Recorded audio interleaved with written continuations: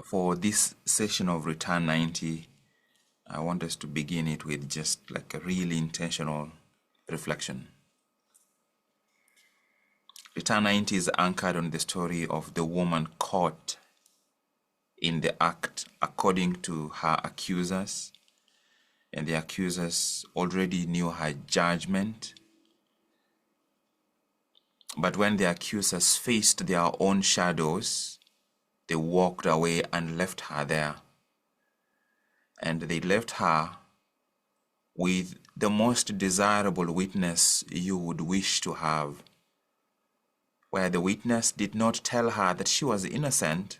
He simply told her, "I do not condemn you either."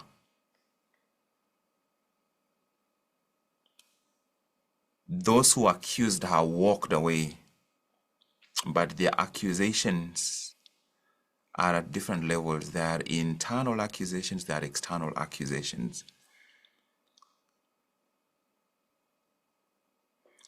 Neither do I condemn you. The story, as it's written, it ends there, but I believe her story started there. Because she was caught in the act, but she has to return to the same home, to the same community, to live among the same people who accused her. And she was going to need a much deeper level of return to walk the journey with grace, with humility, with persistence, because her real struggle started at that moment when Jesus said, "Neither do I condemn you." This is the work that other people could do for her. They accused her, they witnessed her, then now she has to start the journey. I wonder how she walked home that day and how she started reconciling with the fact that her worst mistake, which she was accused of, did not define all of her life. She knows that she is not condemned. She's not condemned, but now it is the challenge of her no longer condemning herself either. Neither do I condemn you. The question that remains unasked is, the other people who came to accuse you have left. Neither do I condemn you.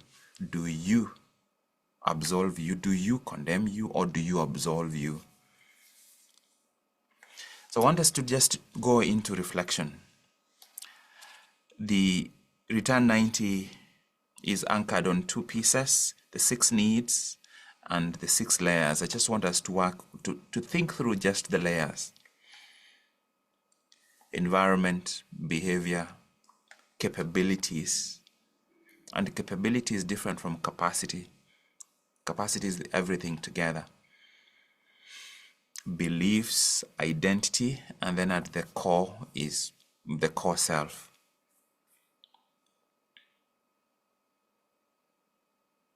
Let's really pay attention to the 4 layers. Environment, leave the environment, leave the core self. Identity, beliefs, capabilities, and behavior. What are some of the new learning? What are the insights that have arisen for you as a person when it comes to identity? Just allow yourself to see what comes, and the goal is just write what comes without judging it, without weighing it, without wondering whether it's profound enough. When it comes to you in your journey during Return 90 and the other affiliated programs on the question of identity, what has arisen for you? And what has arisen might be insights, it might be realizations, or it might just be questions. The anchoring statement for identity is, your worth was never in question. Your worth was never in question, because Sometimes we get caught up in identities that are designed to be the counterfeit form of the core self, such that at some point during our childhood, where most of these things happen, someone or something happened that made you feel that showing up as you are is not acceptable. So you had to package yourself into a series of small identities that could be digestible. This is a very delicate layer, but see what comes up for you when it comes to identity. When it comes to who you are, who you see yourself as being, who you perceive yourself as being, when it comes to the question of your worth, what realizations or insights or questions or areas of self-reflection have arisen for you?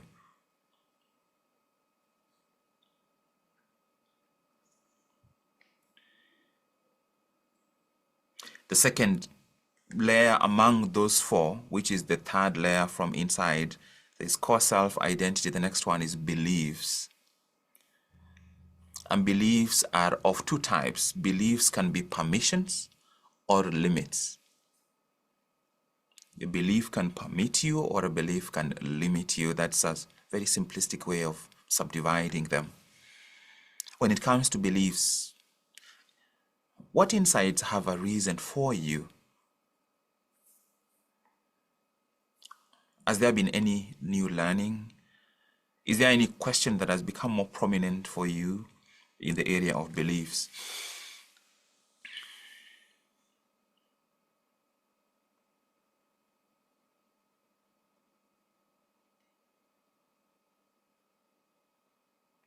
If you went to the mirror today, in this moment, you could look at yourself in the mirror and asked, what is my single most empowering belief? And what is my single most limiting belief?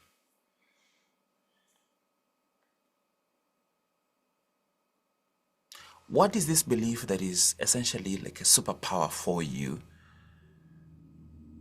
But also, what is this belief that is your Achilles heel?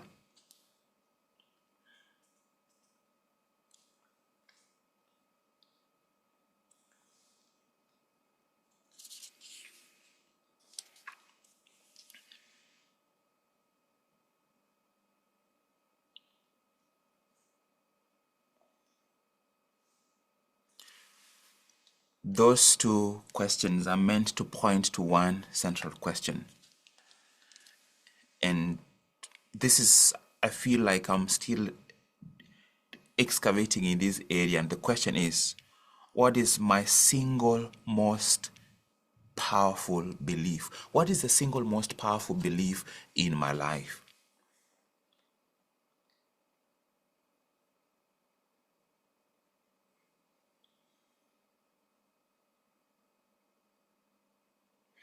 You're searching for a global belief. There is a global belief that is more powerful than any other belief in your life, and it is the color that follows you everywhere. But in addition to that, as you reflect, I want you to think, when it comes to my worth, in fact, write that as a statement and then complete it in maybe a couple of ways. Just see what comes up. When it comes to my worth, I believe, and then see what comes. And try and complete that statement in at least 5 different ways. When it comes to my worth, I believe, then do not leave it empty. Just see what comes. The challenge here is the mental clutter wants to stand in the way and find logical statements that come out.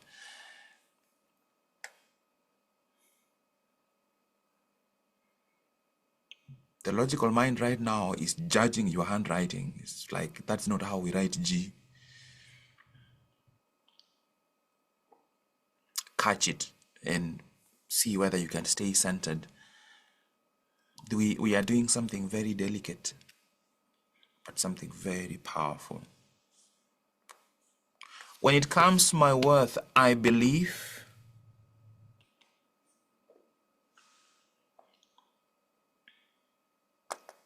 here is another way to go around your brain or your mind.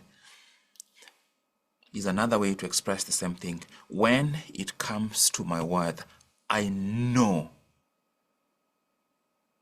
I know. When it comes to my worth, I know. When I first did that exercise in 2026, the truth was, and that was what I know. I know. I said I know with conviction, but the word came out is I know that I don't believe in myself.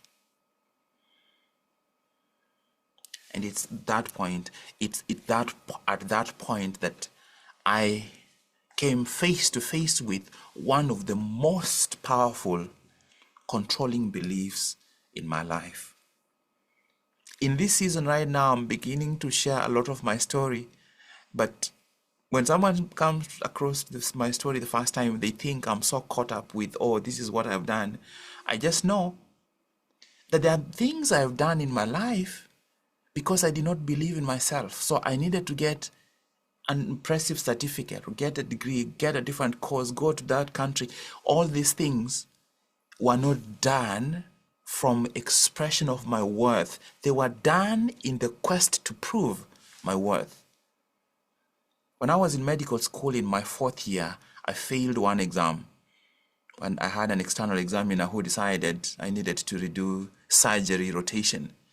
And that remained one of the most painful things in my life because he stood in the way of the only pathway I ever knew to prove my worth. If I am impressive, if I'm academically unstoppable and it's the only way that I express myself, and then you come and cut that branch, what remains? And the shame that I struggled with, I look back and I'm like, that was not my shame. That was the shame of the character, Mogire, the academically gifted. And yet I had reduced my identity to that one statement. So I don't know what comes up for you. When it comes to my worth, I know what comes up for you.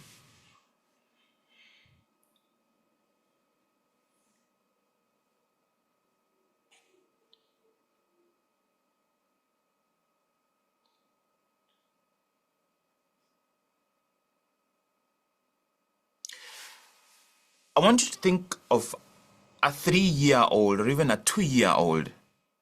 When I say these 3 statements, hear them in the mind of a 2 or 3-year-old. And the statement relates to self, people, and the world. 2-year-old, I am worthy of love, people are good, and the world is safe. That's on the positive side. What's on the other side? I am unworthy of love. People are unpredictable or selfish or controlling, and the world is unsafe. Those are 2 extremes. Each of us ends up living our life somewhere in between, where the most painful form of self-worth is self-worth that is packaged to meet external expectations. Except as a 2-year-old, you don't have the choice, you have to do it. But now, as a woman enough or man enough, you can intentionally redefine what your worth means. It's a paradox that once I redefined my worth, my achievements lost the impressiveness they used to have, but my achievements also became so much more meaningful because now they became tools that I can pick and drop. I can pick it and drop. I'm no longer fused with it. I can pick it, I can use it, and I can let it go. Such that other people can no longer control me because of my gifts or my lack of certain gifts. If you took me to a party to dance, you just want some people to leave earlier from that party. But I'm not ashamed. I am going to show up there, just my style, dance to one side, and then turn to the other side. That's because I am never going to be able to do, to juggle those legs like that. Nope. Yep. I just need to like that. That's it. But there's an area where if you take me there, now that other dance, I can do that dance. So how dare I allow anyone to put me down because I cannot dance that way, and that becomes a definition of me, and yet I can choose to enjoy this, explore this, and this is none of these things is me. They're just an expression of me.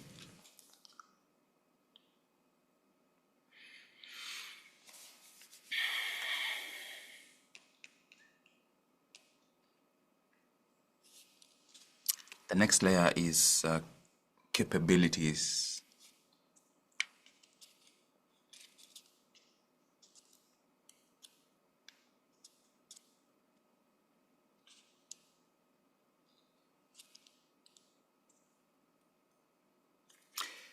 One of the most quoted Bible verses is, I can do anything through, even before I completed, your brain has already, you can hear it.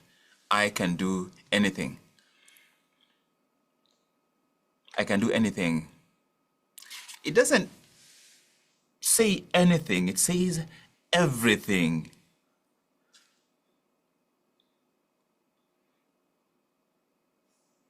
It says everything. I can do everything through Christ who strengthens me.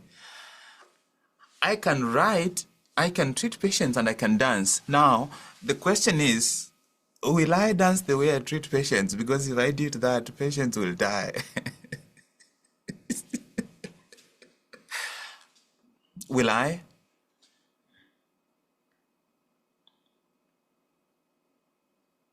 One of the most organized people I've ever come across is Gladys. Yes. That's it. That's it. That's it. And thank you for that reaction. So here is the paradox about capabilities. It doesn't matter what you are capable of doing. By the time you come to capabilities, you are already wearing the spectacles of identity and the goggles of beliefs. So it doesn't matter what your capabilities are. That's why you have mathematicians who are matatu touts in Nairobi. Literally mathematicians. He goes into a matatu that has 60 people. He takes money. He remembers 40 people's change. And then he's like, academics? I can't remember the formula of hydrogen peroxide. But he will remember people's, because the capability layer is the interface between what you do and who you are. And what you do is the least impactful layer of element of who you are. What you do is, because what you do is now the physical interface with the rest of the world. But by the time you come there, if you're walking through layers of paint, you've already been fully coated by your identity and your beliefs. By the time you come to your capabilities, it doesn't matter. You can be intelligent. Do you know any beautiful people, like really handsome or beautiful people, who are so shrunken, they don't see their own beauty or their own handsomeness. Do you know any very well-spoken people who are extremely shy? Do you know any decisive people who will start, like, you can see that this person should be able to make this decision right now? Do you know any gifted people in any particular area who avoid going into that area? You look at this person and you know this person should be able to go into business and do it well. The reason is the layers that matter the most in terms of shaping what is going to happen at the level of capabilities and behavior is identity and beliefs.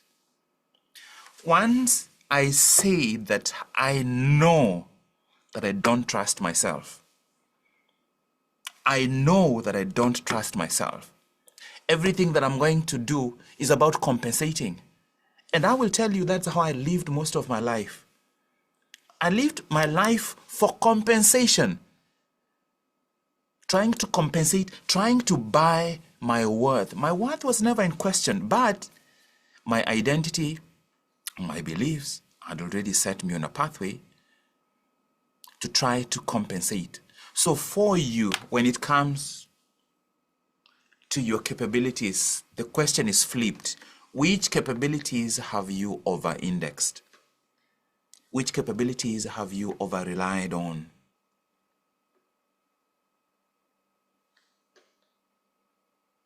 In fact,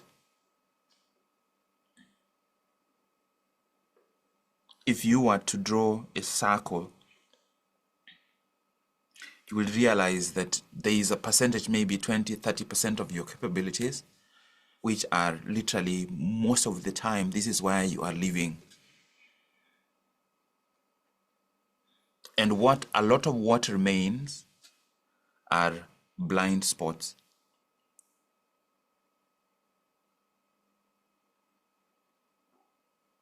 In Alcara, the accountability piece is about making the commitment that I will not lead myself by myself, because you cannot discover your blind spots by yourself. If there are blind spots and you discover them, they were not blind spots, they were things you were just overlooking. If it's blind spots, you cannot.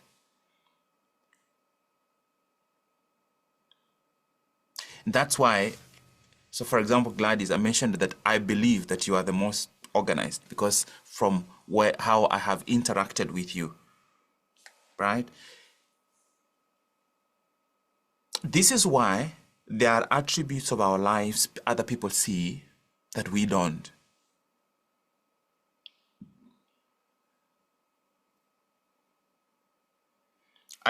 I got braces a couple of weeks ago, and every single time I eat, even at work, I'll eat and immediately go brush my teeth. I know for sure if I went and ate spinach and then I went straight to see a patient, I can have 14 pieces of spinach and no one around me will tell me anything.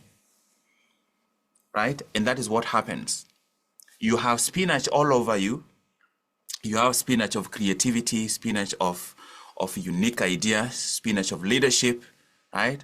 You are not aware. Here you are like, leadership and me, this is just the way I am. But other people can see it all over you. But they don't tell you. They don't tell you. When is the last time you told somebody that they had skuma wiki on their teeth, to be honest? Or imagine like one of your colleagues. It's going to take a lot of closeness for you to even consider doing it. Are there any capabilities you have over-indexed? On the flip side, and this will not be a question that you can answer for yourself. The first step is to have the question, what are my blind spots? What are my blind spots when it comes to my attributes, when it comes to my capabilities, when it comes to what I am here to offer? What are my blind spots? Might it be that my professional growth, my career growth, my influence, social influence, whatever sphere you look at it, might it be that there is one or two blind spots that are probably standing in the way. And the most tragic blind spot is a blind spot of a strength, where you have a strength, but it's a blind spot to you. But of course, the most derailing is when it's a weakness and it's a blind spot.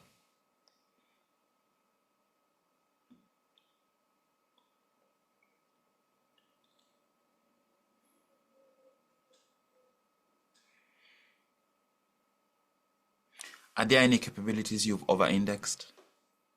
What are your blind spots?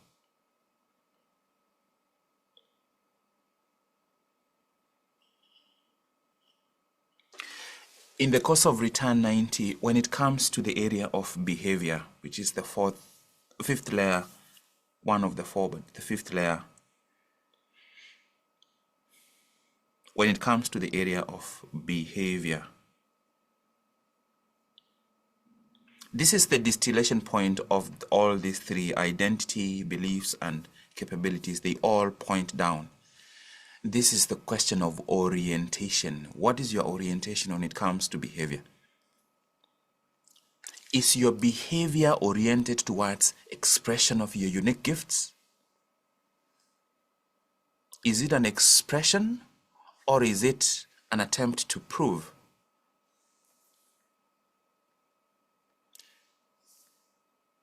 Is it light shining out, or is it performance trying to justify, to prove, to indicate inner worth? Are my behaviors pointed out to impact the world, or are my behaviors pointed at trying to convince the world to recognize my value?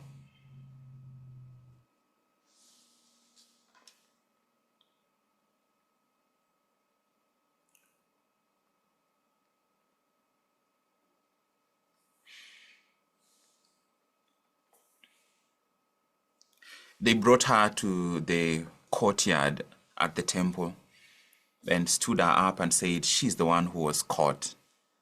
And when they encountered their own darkness, they had to leave. Then she remains there with Jesus, and Jesus tells her, "Where are they who are condemning you?" And they have all left. There is no one condemning her, and he says, "Neither do I condemn you."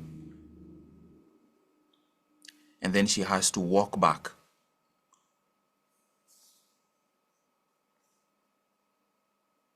What can she do to buy the world's favor to her side?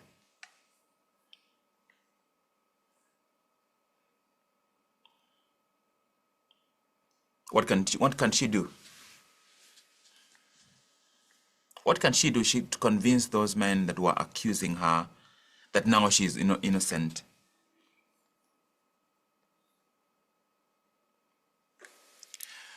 We are doing Return together, and we are exploring methodically but deeply the layers, because there's nothing more exhausting than trying to use behavior to reform the inner layers.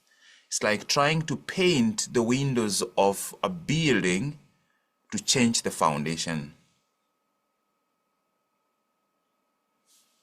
It's like pruning the branches to impact the leaves, or to impact the roots. You have this big tree. The tree has been here for 40 years, 30 years, 40, 50, 60 years, even 10 years. What can you do to the leaves and the branches that would change the roots?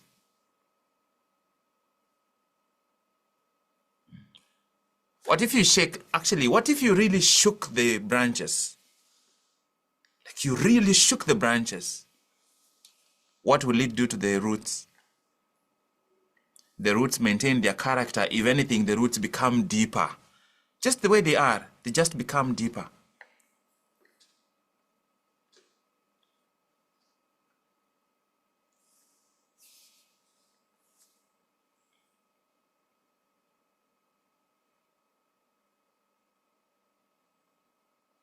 When you go through Al-Kara,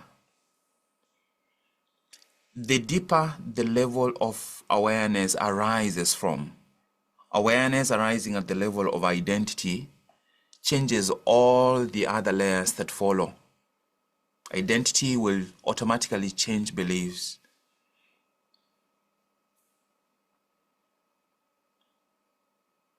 Identity changes, capability must change. Identity changes, behavior must follow.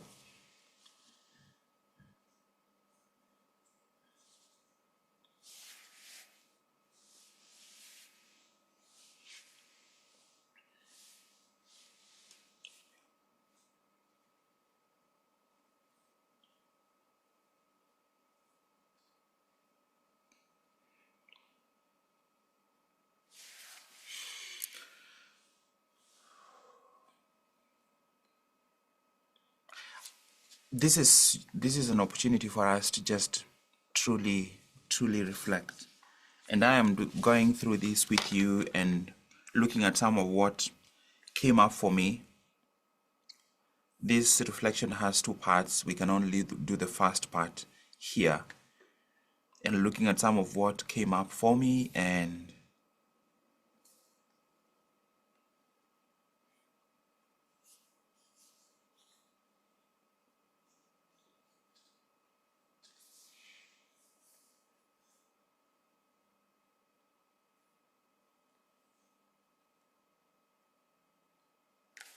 I don't know what has come up for you.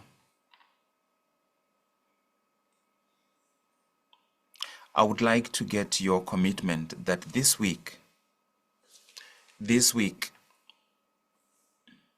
you will spend no less than 5 minutes, even if you just did 1 minute per layer. Leave out the core self, leave out the environment. Even if you just did 1 minute, as long as during that 1 minute, you are writing, you're not thinking, you are using all your sensations, and write about identity the entire minute. And then you move on to beliefs the entire minute. You move on to capabilities the entire minute. Then you move on to behavior the entire minute.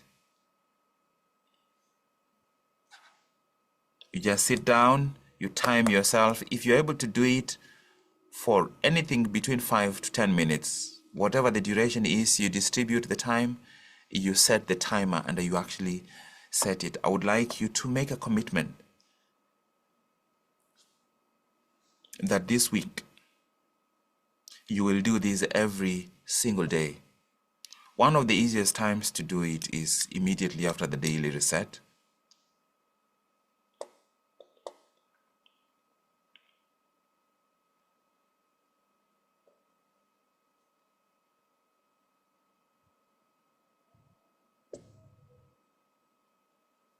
Write IBCE, IBCB, sorry. Identity, beliefs, capabilities, behavior. We've left the inner C, we've left the outer E. Just those 4 letters. Identity, beliefs, capabilities, behavior. And you make that the routine. We are crossing, at the end of this coming week, we are crossing into week 7. Week 7 going forward, it's going to be a lot more of work like this than any major lectures. I recorded a series of videos, and then I received very clear instructions that these were at the content as it is. It's in such a way that it loses some alignment with where we are as a group. And one of my heaviest responsibilities is to sense where we are. Do not lose track of the path that we have to follow, but continue finding a way, an aligned way for us to continue moving as much together as possible, where each one of us actually continues making progress not just learning the language, but actually doing the work. So your biggest assignment this week is the commitment that for the next 7 days, including when we do the return meeting next Saturday. Return is at 6, which means you can show up at 5:45 or even 5:30 and sit down and actually do work to precede the session so that you are ready. So every single day for the next 7 days, you make the commitment and you prove that inner reputation with yourself by showing up for the next 7 days and doing this. Reflect on identity, beliefs, capabilities, and behavior.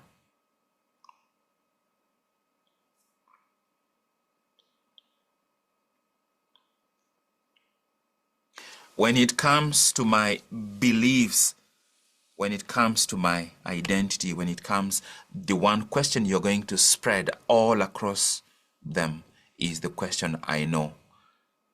At the end of that minute or 2 minutes, whatever time you accord, the question, I know. When it comes to my I know. And you write what comes up. What you know might not be what you know, but what you know is what you know for now. And as the layers peel, something deeper is going to emerge.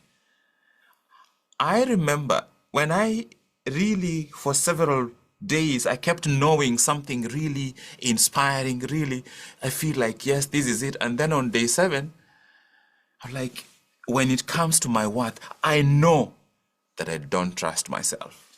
And I was like, it's like I went all the way back, but I went to my truth. That was my truth. And I felt like I'm going backwards, but if you haven't gone back to the roots, if you haven't gone down to the foundation, you can't build up. I remember it was around 4:30. It was still dark outside, and I cried for almost an hour. I just sat there crying. Just sat there crying. I cried for an hour, and after crying, I went shower, but the shower did nothing. There was a cleansing that happened when I was crying that no shower has ever done. And sometimes crying, let's say maybe it's, you've lost someone and you're crying where people are seeing you, that's a different story. When you're crying alone and you have a side lamp seated there and it's just you, people are asleep in wherever they are, and here you are like, and you're on.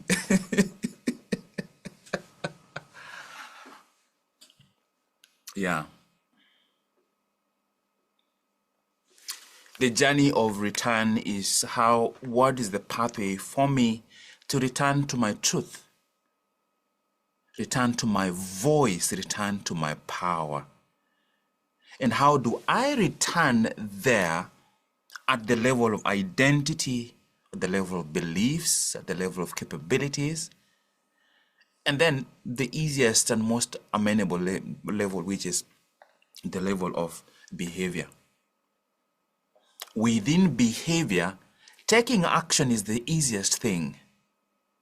The most important element at behavior level is the orientation. What is my orientation?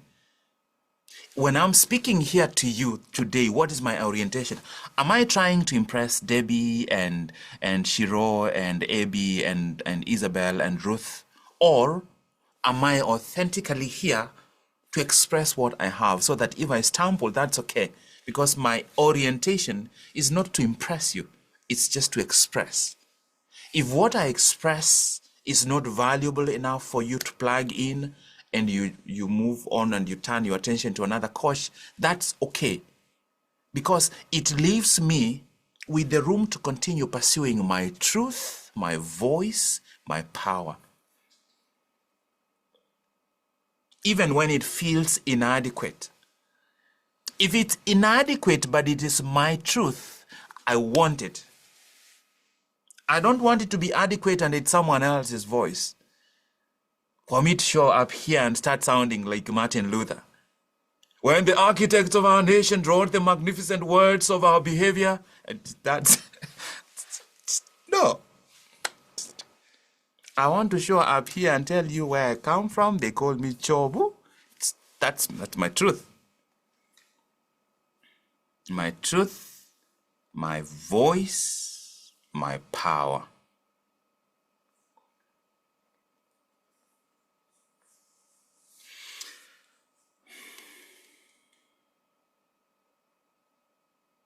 Seven days, timing yourself and making a concerted effort to just see what comes and see the seeds that we have already planted, what has started to germinate.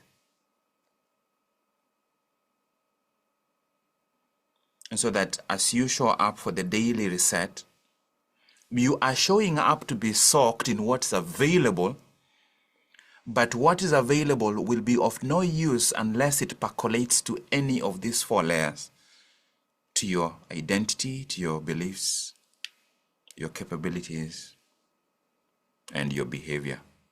And all of these things together are all building to one thing: your capacity to return to your truth, the capacity to return to your voice, the capacity to return to your power.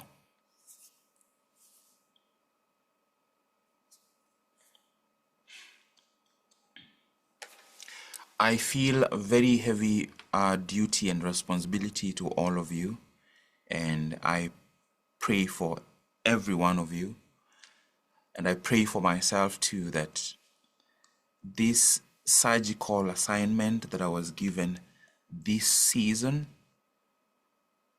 I resisted it with my all, but we had to do it. Now we are on the surgery table already. The belly has been opened. If we stop here, something will get infected. So you have the blade in your hand. We have to cut something, but we can't cut unless we see it. So this is one of the weeks when we are going to open deeper and see what we find.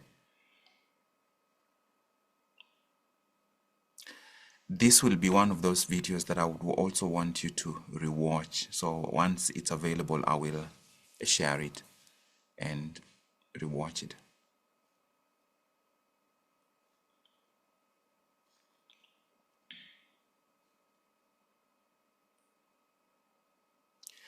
I have the intuition to not have any verbal reflections here, but instead you take your time, whether you will complete your reflection now or you complete it later. I need you to share a truly personal, authentic reflection. It doesn't have to be in perfect grammar, it just has to be yours, and you share it when it's ready, sometime in the course of today. Ideally, you settle down now and see what comes and share that. Don't wait until it's perfect, and if something else comes later, you can always add it. But most importantly, what you share, you must first voice it verbally. You must speak it out verbally and hear it before you paste it in the group. So that will be